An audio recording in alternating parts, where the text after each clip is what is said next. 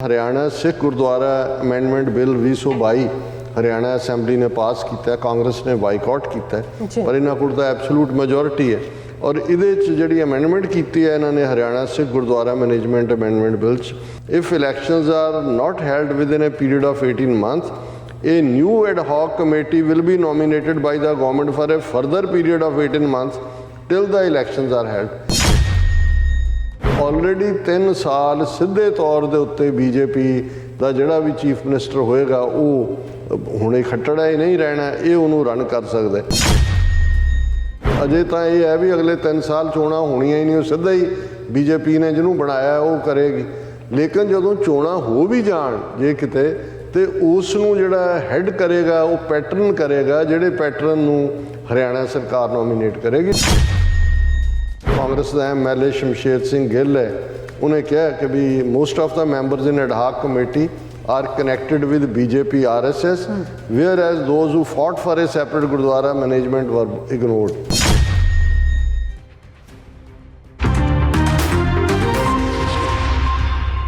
Viewers welcome back on programme. So viewers गलबात करन जा रहे हैं कि हरियाणा असैम्बली वालों Haryana Sikh gurdwara management bill pass कर दिता गया है। सो इस कानून तो जापदा है कि हरियाणा के सारे इतिहासक गुरुद्वारे सीधे तौर पर बीजेपी के कंट्रोल में चले गए हैं। सो इस बारे अति वीर बाल दिवस की हो रही चीर फाड़ बारे आप गलबात करन जा रहे हैं। सो असीं चाहांगे कि तुसीं इसी तरह बने रहना, देखण सुनने लिखण लई तुहाडा सब दा बहुत बहुत धन्नवाद जी। डॉक्टर साहब की कहना चाहोगे? देखो असीं जिहड़े वीर लाइव चैट यूट्यूब ते जुड़े ने, फेसबुक ते जुड़े ने, उन्हां सब दा शुक्रिया अदा करदे। वीर जगसीत सिंह सिद्धू जिहड़े अगों WhatsApp ग्रुप्स भेजदे ने, तुहाडा बहुत बहुत शुक्रिया।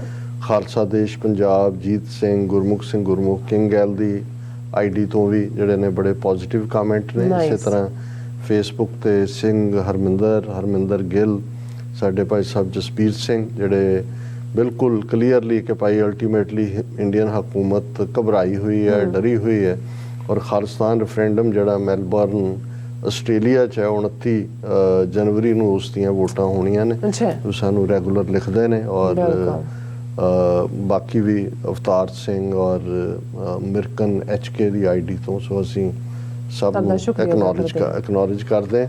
और चंगा होए भी जे साडे वीर जिथे जुड़ते हैं उत्थे जे उन्हां दा कोई सवाल जां दूजा बेशक असीं इमीडिएट उहदा जवाब ना भी देईए, वो साडे रिकॉर्ड च हुंदा है।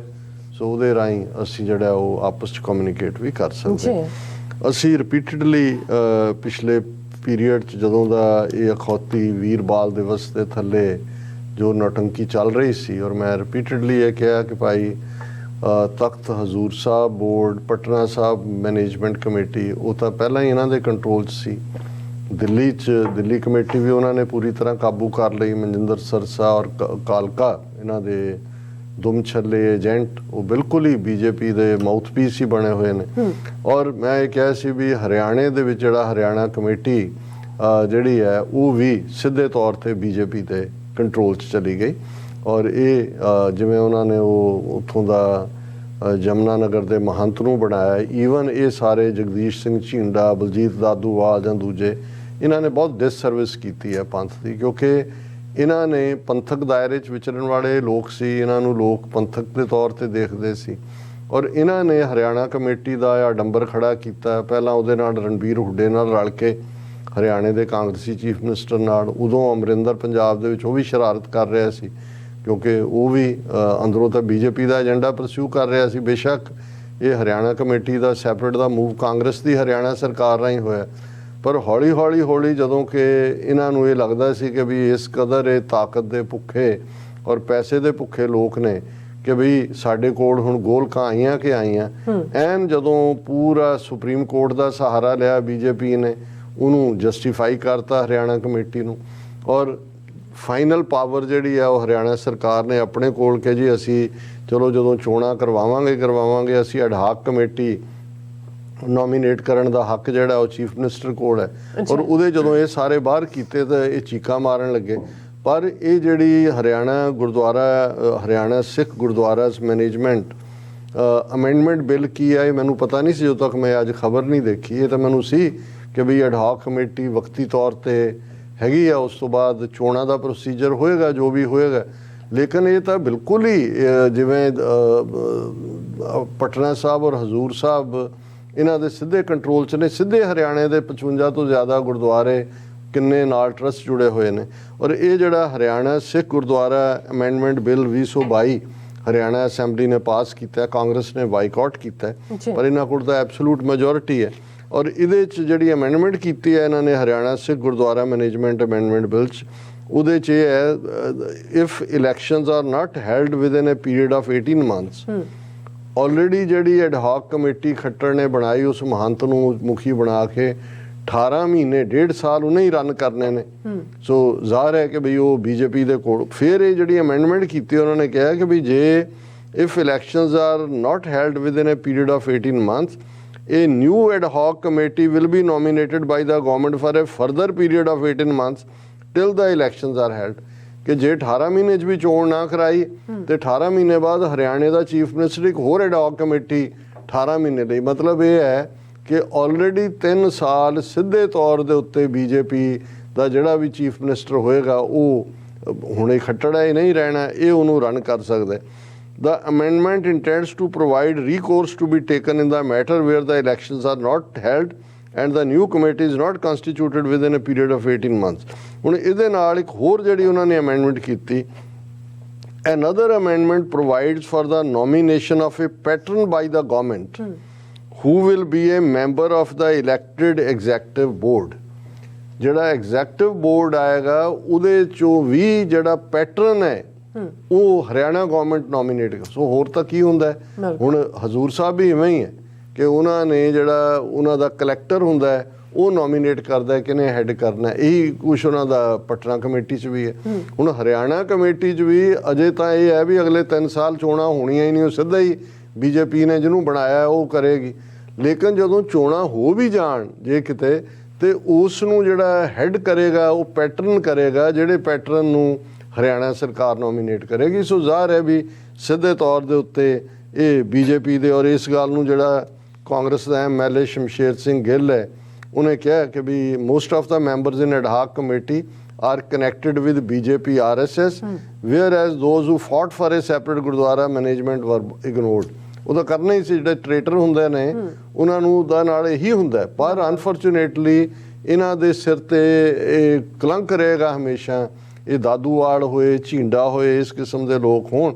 ਔਰ ਇਸ ਸਾਰੇ ਦੇ ਚੱਲਦੇ ਆ ਹੁਣ ਅਸੀਂ ਇਹ ਦੇਖ ਰਹੇ ਹਾਂ ਕਿ ਭਾਈ ਉਹਨਾਂ ਨੇ ਚੋਣਾਂ ਚਾਣਾ ਕੀ ਕਰਵਾਉਣੀ ਹੈ। 18 ਮਹੀਨੇ ਦੀ ਪਹਿਲਾਂ ਹੀ ਉਹਦੀ ਟਰਮ ਸੀ ਐਡ ਹੌਕ ਕਮੇਟੀ ਦੀ। ਇਸ ਅਮੈਂਡਮੈਂਟ ਦੇ ਨਾਲ ਉਹਨਾਂ ਨੇ 18 ਮਹੀਨੇ ਹੋਰ ਲੈ ਲਏ ਕਿ ਜੀ ਜੇ ਨਹੀਂ ਹੁੰਦੀਆਂ ਇਲੈਕਸ਼ਨਾਂ ਤੇ ਅਗਲੇ 18 ਮਹੀਨੇ ਨਵੀਂ ਐਡ ਹੌਕ ਕਮੇਟੀ ਬਣ ਸਕਦੀ ਹੈ। ਔਰ ਜਦੋਂ ਬਣ ਵੀ ਗਿਆ, ਜੇ ਚੋਣਾਂ ਹੋ ਵੀ ਗਈਆਂ ਤੇ ਅਲਟੀਮੇਟਲੀ ਉਹਨਾਂ ਦੇ ਸਿਰ ਤੇ ਹਰਿਆਣਾ ਗਵਰਨਮੈਂਟ ਦਾ ਨੋਮੀਨੇਟਡ ਜਿਹੜਾ ਪੈਟਰਨ ਹੈ ਉਹ ਇਹਨਾਂ ਨੂੰ ਚਲਾਏਗਾ। ਔਰ ਜਿਵੇਂ ਇਹ ਵੀਰ ਬਾਲ ਦਿਵਸ ਬਾਰੇ ਜਿਹੜੀ ਸਾਡੀ ਸਾਰੀ ਐਨਾਲਿਸਿਸ ਸੀ ਉਸ ਨੂੰ ਸਾਡੇ ਦਰਸ਼ਕਾਂ ਵੱਲੋਂ ਪਸੰਦ ਕੀਤਾ ਗਿਆ। ਔਰ ਮੈਨੂੰ ਖੁਸ਼ੀ ਹੈ ਕਿ ਬਹੁਤ ਸਾਰੇ ਜਿਹੜੀਆਂ ਹੁਣ ਜਥੇਬੰਦੀਆਂ ਬਿਆਨ, ਆਕਾਸ਼ ਐਲਾਨ ਤਾਂ 9 ਜਨਵਰੀ ਦਾ ਕੀਤਾ ਹੋਇਆ ਸੀ ਮੋਦੀ ਨੇ, ਉਦੋਂ ਬਹੁਤਿਆਂ ਨੂੰ ਨਹੀਂ ਸੁੱਝਿਆ। ਜਦੋਂ ਇਵੈਂਟ ਰੱਖ ਵੀ ਲਈ ਗਈ ਕਿ ਜੀ ਇਹ 26 ਦਸੰਬਰ ਹੈ, ਉਸ ਤੋਂ ਪਹਿਲਾਂ ਵੀ ਕੋਈ ਮੋਮੈਂਟਮ ਨਜ਼ਰ ਨਹੀਂ ਆਈ ਅਦਰ ਦੈਨ ਕਿ ਸ਼੍ਰੋਮਣੀ ਕਮੇਟੀ ਪ੍ਰਧਾਨ ਧਾਮੀ ਦਾ ਬਿਆਨ ਸੀ ਜਾਂ ਕਿਸੇ ਹੋਰ ਦਾ ਇੱਕ ਅੱਧਾ ਹਲਕਾ। ਹੁਣ ਚਲੋ ਹਰ ਇੱਕ ਨੇ ਬੋਲਣਾ ਸ਼ੁਰੂ ਕੀਤਾ ਹੈ, ਬਹੁਤ ਸਾਰੇ ਨੁਕਤੇ ਔਰ ਦੂਜੇ ਇੱਕ ਸਟੇਟਮੈਂਟ 10-12 ਹੋਰ ਪੰਥਕ ਲੀਡਰਾਂ ਦੀ ਆਈ ਹੈ ਜਿਹਦੇ 'ਚ ਉਹਨਾਂ ਨੇ ਇਹ ਕਿਹਾ ਕਿ ਵੀ ਇਹ ਜਿਹੜਾ ਸਾਡੇ ਸਾਹਿਬਜ਼ਾਦੇ ਨੇ ਉਹਨਾਂ ਦੇ ਨੂੰ ਬਾਲ ਕਹਿਣਾ ਇਹ ਸਾਡੀ ਤੋਹੀਨ ਹੈ। ਔਰ ਇਹ ਜਿਹੜੀ ਹੈ ਮੋਦੀ ਦੀ ਜਿਹੜੀ RSS ਦੀ ਲੁਕੀ ਭਾਵਨਾ ਹੈ ਸਿੱਖਾਂ ਦਾ ਇਤਿਹਾਸ ਬਦਲਣ ਦੀ, ਉਹਨੂੰ ਜ਼ਾਹਰ ਕਰਦਾ। ਔਰ ਸਿੱਖ ਪਰੰਪਰਾ ਦੇ ਵਿੱਚ ਸਾਹਿਬਜ਼ਾਦਿਆਂ ਨੂੰ ਬਾਬਾ ਕਹਿ ਕੇ ਸੰਬੋਧਨ ਕੀਤਾ ਜਾਂਦਾ ਕਿਉਂਕਿ ਸਿੱਖੀ ਦੇ ਵਿੱਚ ਕਿਸੇ ਦੀ ਵੀ ਹਾਲਤ ਉਮਰ ਨਾਲ ਅਵਸਥਾ ਨਹੀਂ ਪਰਖੀ ਜਾਂਦੀ, ਇਹ ਉਸ ਦੇ ਕਿਰਦਾਰ ਨਾਲ ਹੁੰਦੀ ਹੈ।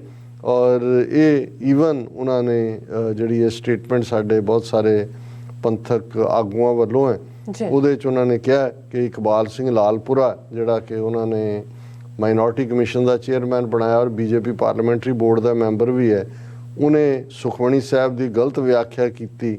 ਔਰ ਉਹ ਜਿਹੜੀ ਹੈ ਨਰਿੰਦਰ ਮੋਦੀ ਦੀ ਸਿਫਤ ਦੇ ਵਿੱਚ ਜੋ ਰੱਬ ਦੀ ਸਿਫਤ ਦੀਆਂ ਗੱਲਾਂ ਨੇ ਉਹਦੇ 'ਚ ਕੀਤੀਆਂ ਫਿਰ ਕੋਈ ਚੰਬੇ ਦੇ ਵਿੱਚ, ਚੰਬਾ ਹਿਮਾਚਲ 'ਚ ਹੈ, ਕੋਈ ਉੱਥੇ ਕੋਈ ਸਮਾਗਮ ਹੋਇਆ ਜਿੱਥੇ ਬੱਚੇ ਜਿਹੜੇ ਨੇ ਉਹਨਾਂ ਤੋਂ ਸਾਹਿਬਜ਼ਾਦਿਆਂ ਦਾ ਸਵਾਂਗ ਰਚਵਾਇਆ ਗਿਆ, ਨਕਲਾਂ ਉਤਾਰੀਆਂ ਗਈਆਂ ਔਰ ਉਸ ਦੀ ਮਨਜਿੰਦਰ ਸਿਰਸੇ ਨੇ ਬਹੁਤ ਤਾਰੀਫ ਕੀਤੀ ਹੈ ਔਰ ਇਹ ਉਹਨਾਂ ਨੇ ਮੰਗ ਕੀਤੀ ਹੈ ਵੀ ਇਹਨਾਂ ਨੂੰ ਤਲਬ ਕੀਤਾ ਜਾਏ। ਫਿਰ ਅਸੀਂ ਕੱਲ੍ਹ ਇੱਕ ਕੰਪਲੀਟ ਸੈਗਮੈਂਟ ਕੀਤਾ ਸੀ ਕਿ ਕਿਵੇਂ ਬੀਜੇਪੀ ਦੇ ਵਾਈਸ ਪ੍ਰੈਜ਼ੀਡੈਂਟ ਅਰਵਿੰਦ ਖੰਨਾ ਨੇ ਜਥੇਦਾਰ ਅਕਾਲ ਤਖਤ ਨੂੰ ਲਿਖਿਆ ਕਿ ਜੀ ਗੁਰਦੁਆਰਿਆਂ ਦੇ ਵਿੱਚ ਸਿਆਸੀ ਲੈਕਚਰ ਬੰਦ ਕੀਤੇ ਜਾਣ, ਸਿਰਫ ਧਾਰਮਿਕ ਹੋਏ।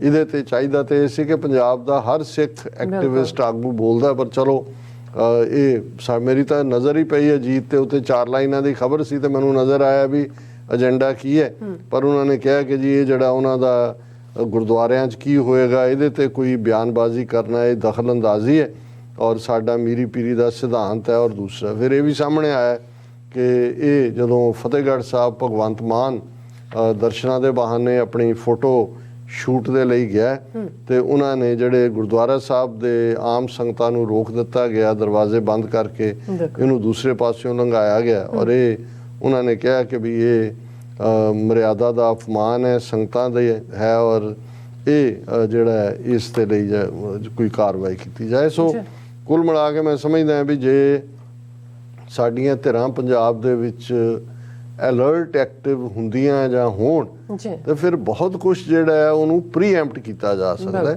ਸਾਡੇ ਬਹੁਤ ਸਾਰੇ ਜਦੋਂ ਕੁਝ ਵਾਪਰ ਜਾਂਦਾ ਹੈ ਫਿਰ ਸਾਰੇ ਲਾਈਨ 'ਚ ਲੱਗ ਜਾਂਦੇ ਨੇ ਕਿ ਕਿਤੇ ਮੈਂ ਨਾ ਰਹਿ ਜਾਵਾਂ। ਹਾਂਜੀ, ਉਹ ਬਹੁਤ ਵਾਰੀ ਬਿਆਨ ਛਪਵਾਉਣਾ ਮਕਸਦ ਜ਼ਿਆਦਾ ਲੱਗਦਾ ਹੁੰਦਾ ਔਰ ਇਸ ਮੁੱਦੇ ਦੇ ਉੱਤੇ ਜਿਸ ਲੈਵਲ ਦੀ ਇਹਨਾਂ ਨੇ ਇਹ ਤੋਹੀਨ ਔਰ ਕੱਲਾ ਹੁਣ ਵੀ ਫੋਕਸ ਤਾਂ ਉਸੇ ਤੇ ਹੀ ਹੈ ਜੀ, ਬਾਲ ਕਿਉਂ ਕਿਹਾ। ਮੈਂ ਕਿਹਾ ਜੀ ਜੇ ਸਾਹਿਬਜ਼ਾਦੇ ਕਹਿ ਕੇ ਵੀ ਉਹ ਨੈਰੇਟਿਵ ਬਣਾ ਦਿੰਦੇ ਫਿਰ ਸਾਨੂੰ ਕਬੂਲ ਹੋਣਾ ਸੀ। ਅਸੀਂ ਉਸ ਅਜੇ ਵੀ ਜਿਹੜਾ ਅਸੀਂ ਉਸ ਸਹਿ ਦੀ ਗੱਲ ਜ਼ਿਆਦਾ ਕਰ ਰਹੇ ਹਾਂ, ਪੈਸੇ ਦੀ ਗੱਲ ਨਹੀਂ ਕਰ ਰਹੇ ਕਿ ਭਾਈ ਅਲਟੀਮੇਟਲੀ ਉਹ ਕਿਵੇਂ ਤੁਹਾਡਾ ਸਾਰਾ ਇਤਿਹਾਸ ਆਪਣੇ ਖਾਤੇ 'ਚ ਪਾ ਰਹੇ ਨੇ। ਅਸੀਂ ਜ਼ਿਕਰ ਕੀਤਾ ਸੀ ਕਿ ਭਾਈ ਕਿਵੇਂ ਇੱਕ ਸਹਿਜਧਾਰੀ ਸਿੱਖ ਪਰਿਵਾਰ ਦਾ ਬੱਚਾ ਹਕੀਕਤ ਰਾਏ ਜਿਹੜਾ ਉਹ ਵੀਰ ਹਕੀਕਤ ਰਾਏ ਬਣਾ ਕੇ ਹਿੰਦੂ ਤਵੀ ਹੋ ਗਿਆ। ਹੁਣ ਤੁਸੀਂ ਕਿਸੇ ਸਿੱਖ ਨੂੰ ਪੁੱਛੋ ਹਕੀਕਤ ਰਾਏ ਦਾ, ਉਹਨੂੰ ਨਹੀਂ ਪਤਾ ਕਿਉਂਕਿ ਅਸੀਂ ਵੀ ਫੋਰਗਿਵ ਕਰਤਾ ਕਿ ਜੀ ਉਹਨਾਂ ਦਾ ਔਰ ਆਲਮੋਸਟ ਭਲਾ ਹੋਏ ਸਰ ਕਰਮ ਸਿੰਘ ਹਿਸਟੋਰੀਅਨ ਦਾ ਔਰ ਡਾਕਟਰ ਗੰਡਾ ਸਿੰਘ ਦਾ ਔਰ ਉਹਦੇ ਨਾਲੋਂ ਵੀ ਜ਼ਿਆਦਾ ਭਲਾ ਹੋਏ ਉਹਦਾ ਭਾਈ ਪਰਮਾਨੰਦ ਦਾ। ਹੁਣ ਭਾਈ ਪਰਮਾਨੰਦ ਭਾਈ ਮਤੀਦਾਸ ਦੇ ਪਰਿਵਾਰ ਚੋਂ ਪੱਕਾ ਆਰੀਆ ਸਮਾਜੀ 20ਵੀਂ ਸਦੀ 'ਚ ਔਰ ਅਸੀਂ ਤਾਂ 150 ਸਾਲ ਬਾਬਾ ਬੰਦਾ ਸਿੰਘ ਬਹਾਦਰ ਨੂੰ ਰਿਜੈਕਟ ਕਰਤਾ ਸੀ ਇਹ ਕਹਿ ਕੇ ਕਿ ਜੀ ਉਹਨੇ ਉਹ ਗੁਰੂ ਬਣ ਗਿਆ ਸੀ, ਉਹਨੇ ਵਿਆਹ ਕਰਾ ਲਿਆ ਸੀ, ਉਹਨੇ ਫਲਾਣਾ। ਜਦੋਂ 20ਵੀਂ ਸਦੀ ਦੀ ਬਿਗਨਿੰਗ 'ਚ ਆਰੀਆ ਸਮਾਜੀ ਭਾਈ ਪਰਮਾਨੰਦ ਨੇ ਬੰਦਾ ਵੀਰ ਬੰਦਾ ਵੈਰਾਗੀ ਕਿਤਾਬ ਲਿਖੀ ਔਰ ਉਹਨੇ ਉਸ ਕਿਤਾਬ 'ਚ ਸਾਬਤ ਕੀਤਾ ਕਿ ਜੀ ਉਹ ਤਾਂ ਇੱਕ ਵੈਰਾਗ ਪੰਥ ਨਾਲ ਉਹਦਾ ਸੰਬੰਧ ਸੀ, ਉਹ ਹਿੰਦੂ ਸੀ। ਗੁਰੂ ਗੋਬਿੰਦ ਸਿੰਘ ਸਾਹਿਬ ਨੇ ਤਾਂ ਇੰਨਾ ਹੀ ਕੰਮ ਕੀਤਾ ਵੀ ਜਿਵੇਂ ਕ੍ਰਿਸ਼ਨ ਨੇ ਅਰਜਨ ਨੂੰ ਸਮਝਾਇਆ ਸੀ ਮਹਾਭਾਰਤ 'ਚ ਕਿ ਹਥਿਆਰ ਚੁੱਕਣੇ ਕਿਉਂ ਜ਼ਰੂਰੀ ਨੇ, ਉਹਨੇ ਵੀ ਇਹ ਜਿਹੜਾ ਉਹ ਗੁਰੂ ਸਾਹਿਬ ਨੇ ਬੰਦਾ ਨੂੰ ਵੈਰਾਗੀ ਨੂੰ ਇਹੀ ਕਿਹਾ। ਉਹ ਇੱਕ ਵੈਰਾਗੀ ਸੀ ਔਰ ਉਹ ਜਿਹੜਾ ਉਹਨੇ ਹਿੰਦੂ ਧਰਮ ਦੇ ਉਥਾਨ ਲਈ ਕੰਮ ਕੀਤਾ। ਜਦੋਂ ਗੱਲ ਇੱਥੇ ਪਹੁੰਚੀ ਉਦੋਂ ਸਾਨੂੰ ਸਮਝ ਆਈ ਕਿ ਜੀ ਸਾਡਾ ਬੰਦਾ ਸਿੰਘ ਬਹਾਦਰ ਜਿਹਨੂੰ ਅਸੀਂ ਤਾਂ ਉਹ ਗੁਰੂ ਬਣਾ ਕੇ ਤੇ ਜਿਹੜਾ ਵਿਆਹ ਕਰਨ ਕਰਕੇ ਉਹਨੂੰ ਗੁਨਾਹਗਾਰ ਬਣਾ ਕੇ ਕੱਢਿਆ ਹੋਇਆ ਸੀ। ਬਹੁਤ ਸਾਰੇ ਪੁਰਾਣੇ ਅਕਾਊਂਟ ਵੀ ਇਸ ਪਾਸੇ ਤੋੜ ਦਿੱਤੇ ਗਏ ਸੀ। ਦੈਨ ਜਿਹੜੀ ਹੈ sir Karam Singh historian doctor Ganda Singh ਦਾ ਇਹਦੇ ਤੇ ਮੋਨੂਮੈਂਟਲ ਕੰਮ ਸੀ ਕਿ ਭਾਈ ਉਹਨਾਂ ਨੇ ਫਿਰ ਹੌਲੀ ਬੰਦਾ ਸਿੰਘ ਬਹਾਦਰ ਅਸੀਂ ਵਾਪਸ ਸਿੱਖ ਪੰਥ ਦੇ ਵਿੱਚ ਲਿਆਂਦਾ। ਲੇਕਿਨ ਅੱਜ ਵੀ ਜਿਹੜਾ ਉਹਨਾਂ ਦਾ ਅਕਾਊਂਟ ਹੈ RSS ਦਾ, ਉਹਨੂੰ ਉਹ ਵੀਰ ਬੰਦਾ ਵੈਰਾਗੀ ਕਹਿੰਦੇ ਨੇ ਔਰ ਹੁਣ ਇਹੀ ਵੀਰ ਬਾਲ ਦਿਵਸ ਦੇ ਥੱਲੇ ਜਿਹੜਾ ਇਹ ਸਾਰੀ ਉਹਨਾਂ ਦੀ ਲਾਈਨ ਹੈ। ਪਰ ਚਲੋ ਦੇਰ ਆਏ ਤੇ ਦਰੁਸਤ ਆਇਤ, ਘੱਟੋ ਘੱਟ ਸਿੱਖ ਜਥੇਬੰਦੀਆਂ ਨੂੰ ਫਿਕਰ ਤਾਂ ਹੋ ਰਿਹਾ ਕੁਝ ਥੋੜਾ ਬਹੁਤ। ਜੀ ਡਾਕਟਰ ਸਾਹਿਬ ਤੁਹਾਡਾ ਬਹੁਤ ਬਹੁਤ ਧੰਨਵਾਦ। ਸਾਥ ਨਾਲ ਬ੍ਰੇਕ ਵਿਊਅਰਸ ਤੁਸੀਂ ਇਸੇ ਤਰ੍ਹਾਂ ਬਣੇ ਰਹਿਣਾ। ਮਿਲਦੇ ਹਾਂ ਛੋਟੇ ਜਿਹੇ ਵਕਫੇ ਤੋਂ ਬਾਅਦ।